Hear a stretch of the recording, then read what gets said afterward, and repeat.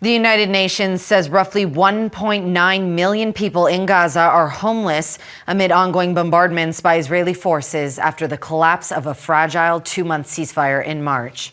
With more on the humanitarian situation in Gaza is Joe English from Unicef. Thanks for being here, Joe. Good to be with you, Amandalina. So paint a picture for us. What's happening in Gaza right now? Yeah, the situation is absolutely catastrophic for children and families. We're now at 5 weeks when no humanitarian aid has been allowed in. We're talking about, the basic essentials of life. We're talking about safe drinking water. We're talking about food. We're talking about shelter. We're talking about medical supplies. And all of this is there. It's at the border. It's waiting to get in. UNICEF has thousands of pallets of humanitarian aid waiting to get in. And most of this is life-saving, but it cannot save children's lives if it cannot reach them. So we have to be able to get in and reach the children and families who are in need. So why is this aid not getting in? Because there's a blockade. The Israeli authorities are simply not allowing aid in, and when we talk about these kind of things, it can often feel abstract, but what we're talking about here is in the last 2.5 weeks, 21 nutrition centers that provide life-saving support to children who are malnourished, who have not had enough food to eat, have had to close. 21 in the last 2.5 weeks. And now that's 350 children, the equivalent of almost 5 school buses of children who are malnourished, not getting enough food.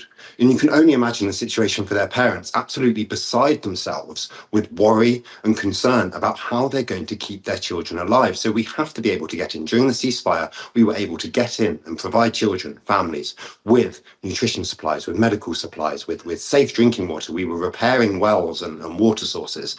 There has to be an end to the fighting. Humanitarian organizations have to be allowed to do the work that we do all around the world.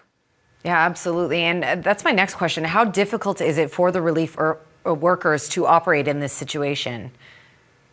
It's incredibly difficult. I mean, we've seen more than 400 aid workers killed, and organizations like UNICEF, we work in the most dangerous places in the world. We work in active conflicts and after humanitarian crises and disasters, earthquakes, but we have to be able to do our work safely. And there are laws in place that require parties to conflicts to ensure that humanitarians are protected, that civilians are protected.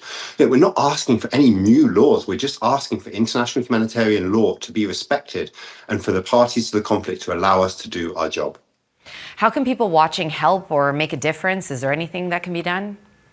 There is, of course, our work is supported by voluntary donations from people all around the world. And that includes, the Canadian public and the Canadian government have long been great supporters of UNICEF. UNICEF.ca is where you can go and donate.